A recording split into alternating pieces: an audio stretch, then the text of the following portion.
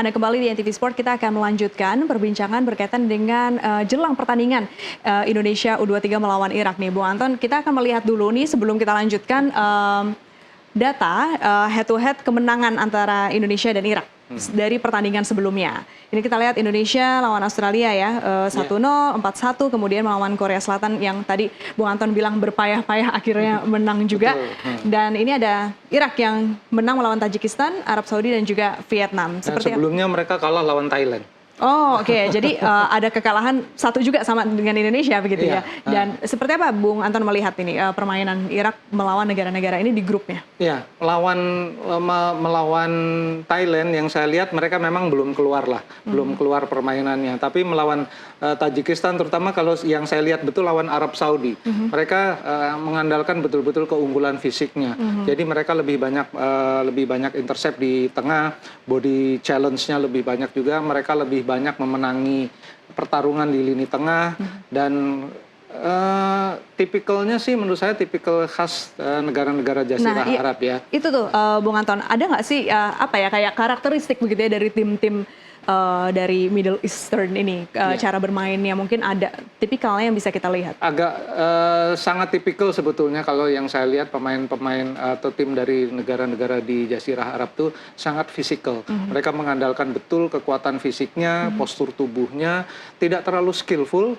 Tapi mereka biasanya sangat ngotot di dalam pertandingan dan mereka diuntungkan tentu saja oleh iklim karena kan mereka terbiasa main di iklim mereka ya. Indonesia sih nggak beda jauh sebetulnya, tapi memang tetap ada sedikit perbedaan.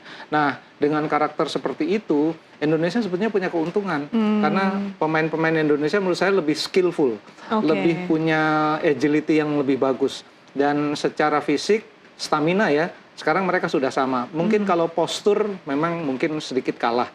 Tapi kalau stamina saya lihat dulu 2 tahun lalu saya lihat kalau Indonesia main tuh hanya bisa 60 menit. Udah gitu nggak bisa main. Sekarang 90 menit mereka masih bugar. Gitu. Dan waktu lawan Korea Selatan masih tambah lagi. Kemudian tambah lagi 120 ya memang penalti lagi ya. Itu sangat menguras tenaga. Dan memang butuh recovery yang sekarang betul-betul harus menjadi andalan. Tapi toh juga Irak juga kan capek sama aja gitu loh. Jadi posisinya tetap sama dan dari semua statistik, dari semua tolok ukur Indonesia sebenarnya leading.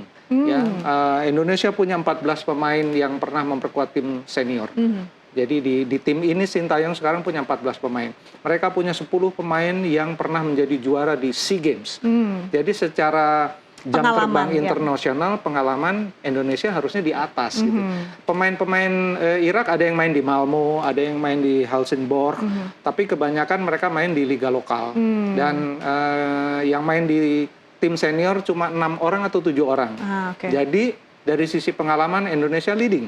Dari sisi caps, banyaknya pemain yang pernah memperkuat tim nasional, Pratama Arhan udah 40.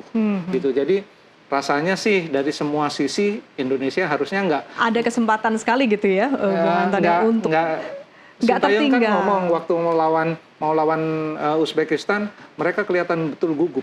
Nah ini sekarang nggak usah gugup lah. Dan kalau mainnya, kalau disuruh main, udah kamu main aja keluar, main dengan riang gembira, dengan semangat, nggak usah mikir menang kalah, nggak usah mikir ke Paris atau enggak. Saya yakin justru keluar, bisa menang 4-1. Lawan Yordania kan luar biasa. Bung Anton, ini kita lihat kalau ini susunan pemain Irak, mungkin dari catatan Bung Anton analisanya, apakah ada pemain-pemain Irak ini yang menjadi ancaman besar untuk Ali Jassim udah pasti ya, dia udah berapa gol. Lalu ada pemain yang kemarin tidak main, Muhammad. Itu sekarang main dan ini pemain paling berpengalaman Zaid Ismail dan karir Muhammad Ali ini. Jadi memang mereka kuat di pertahanan, gelandang mereka juga tangguh. Tapi Ali Jassim menurut saya paling harus diwaspadai karena memang ini pemain lincah dan mungkin paling skillful ya, paling kelihatan tekniknya paling bagus di Irak. Saya lihat ketika dia melawan Jepang ini paling merepotkan Jepang ya, sekali-sekali doang sih. Cuma ketika dia pegang bola atau dia mendapatkan ruang bahaya. Jadi tapi pasti Sintayong juga udah nyatet ya. Nih pemain nomor ini jangan dilepas, jangan pernah lolos dari amatan gitu. Tapi melawan Irak menurut saya rame.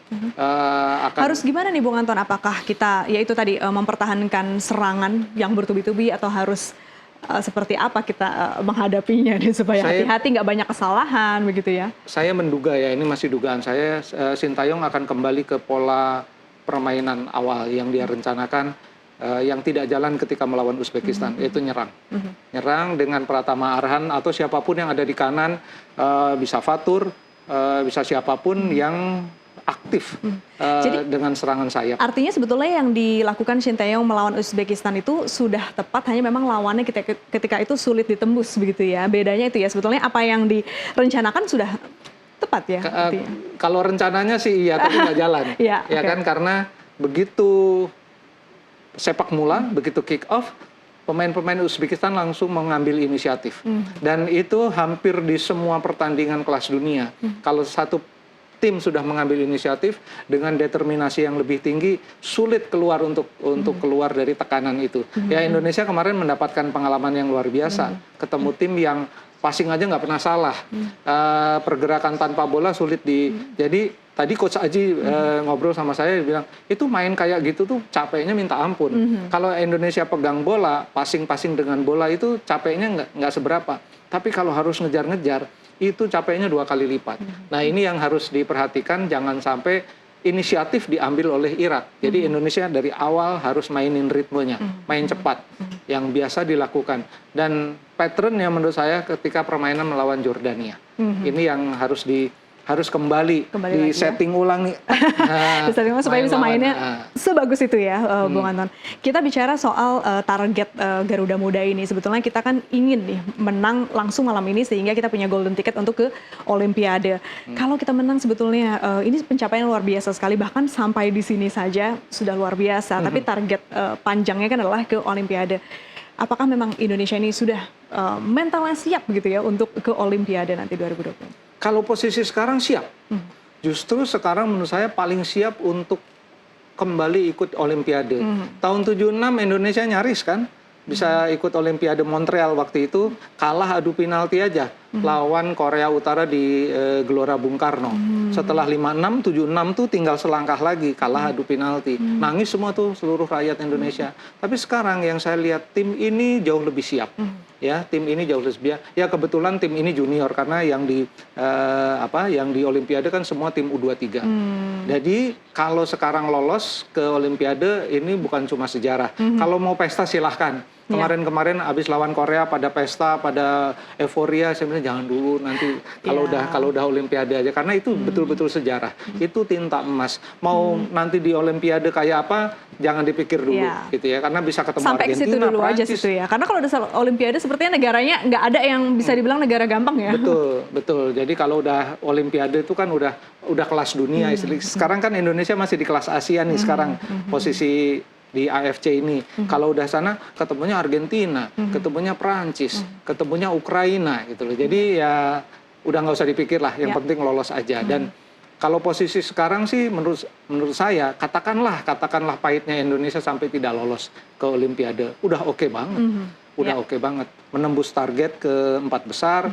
Walaupun tidak bisa ke Olimpik misalnya. Kalau ke Olimpik ya, wah itu luar biasa. Luar biasa. Kalau mereka mau dipuji, lalu kemudian diberi penghargaan, silahkan. Karena mereka memang mencatatkan tinta emas. Tapi ya tunggulah. Ya, ini betul. kesempatan nih. Kalau lawan Irak nggak bisa, lawan Guinea agak berat. Nah, itu skemanya gimana nih? Ya, tadi memang sudah agak dibahas ya bahwa Guinea kan sepertinya tim yang kita belum begitu memahami gitu ya, belum ketebak. Gimana analisanya nih Bung Anton, kalau memang seandainya kalah jangan sampai, tapi akhirnya harus ke babak selanjutnya lagi playoff dulu. Apapun harus dihadapi, tapi yang pasti dengan bekal di kejuaraan ini, di Piala Asia U23 ini, menurut saya ini adalah tim masa depan Indonesia. 3-4 tahun lagi ini akan menjadi tim senior, tim ini akan menjadi backbone tim senior Indonesia dan akan mencatat sejarah lebih bagus lagi. Sekarang Indonesia ini posisinya di 134. Dari Sintayong pegang di 160-an hampir 170, naiknya hampir 30 level. Jadi progresnya jelas gitu loh.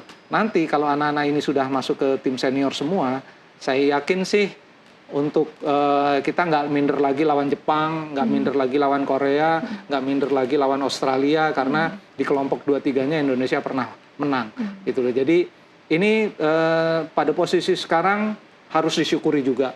Ya, nggak perlu dipestain tapi harus disyukuri. Syukur-syukur bisa masuk Olimpiade. Kalau masuk Olimpiade, ya inilah catatan yang luar biasa dari Rizky Ridho dan kawan-kawan. Mungkin terakhir nih, Bung Anton, prediksi kalau menang dan kita harapkan menang itu angkanya berapa? Dan mungkin pesan dari Bung Anton untuk tim Garuda kita supportnya. Ini saya pesan dulu aja deh. Oke. Ini adalah laga hidup mati sebetulnya ya. Tapi jangan dianggap hidup mati. Kalah pun nggak apa-apa. Kira-kira gitu. Karena kalian udah hebat banget gitu. Tapi mainlah dengan riang gembira. Keluarin semua kemampuannya. Nggak usah mikir presiden nonton, nggak usah mikir nobar di mana-mana, nggak usah. Gitu betul. Yang penting main, keluar, enjoy, nikmati permainan. Anda bisa bayangkan Indonesia bisa mencetak gol yang sangat indah ke gawang Jordania. Rizky Ridho bisa kasih passing nggak pakai lihat. Witan Sulaiman bisa bikin gol yang luar biasa cantik. Strike bisa bikin gol lawan Korea. Jadi kemampuan itu ada.